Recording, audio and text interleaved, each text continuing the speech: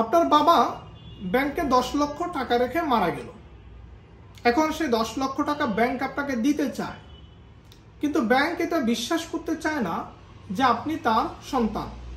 এই কারণে আপনার দরকার হয় সাকসেশন সার্টিফিকেট, অর্থাৎ যে ব্যক্তি মারা গেছে তার সঠিক এবং বৈধ উত্তরাধিকার হচ্ছেন আপনি।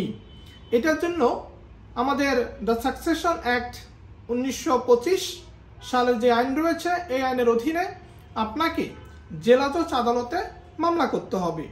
সেই মামলার মাধ্যমে আপনি পেয়ে যাবেন সাকসেশন সার্টিফিকেট, এবং সাকসেশন সার্টিফিকেট ব্যাংকে জমা দিলেই আপনি আপনার বাবা রেখে যাওয়া টাকাটা পেয়ে যাবেন। এখন এই সাকসেশন মামলা করতে আপনার কি কি লাগবে? প্রথমত লাগবে ডেথ সার্টিফিকেট, মানে যে আপনার বাবা যে মারা গেছে তার মৃত্যু সনদ। দ্বিতীয়ত লাগবে ওয়ারিশ সার্টিফিকেট। এই ওয়ারিশ সার্টিফিকেট আপনি স্থানীয় যে ইউনিয়ন পরিষদ রয়েছে, সিটি কর্পোরেশন রয়েছে বা পৌরসভা রয়েছে সেখান থেকে আনবেন। 3 নম্বর লাগবে হচ্ছে এই যে ব্যাংক অ্যাকাউন্ট, এই ব্যাংকের একটা স্টেটমেন্ট লাগবে যে এখানে পিওর ব্যালেন্স কত আছে, একটা ব্যাংক থেকে একটা অথরাইজেশন লাগবে। একবারে লাস্ট লাগবে হচ্ছে আবেদনকারীর, যারা আবেদনকারী আছেন, মানে আপনারা কতজন উত্তরাধিকারী হিসেবে দাবি করতেছেন, তাদের সাথে মৃত ব্যক্তির সম্পর্ক কি, এই সমস্ত কিছু উল্লেখ করে আপনাকে সাকসেশন মামলা করতে হবে।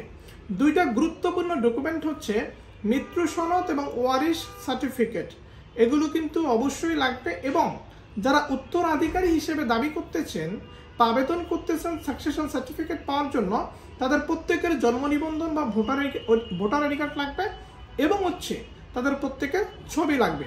এগুলো হলেই আপনার বাবা যে মারা গেছে তা রেখে যাওয়া 10 লক্ষ টাকা আপনারা আপনাদের নিজেদের মধ্যে বন্টন করতে পারবেন বা ব্যাংক থেকে তুলতে পারবেন। এজন্য সাকসেশন মামলার ক্ষেত্রে খেয়াল রাখবেন যে মৃত্যু সনদ, ওয়ারিশ সার্টিফিকেট এবং আবেদনকারীদের যেই নাম ঠিকানা সহ পরিচয়পত্র রয়েছে সেটা কিন্তু অবশ্যই লাগবে।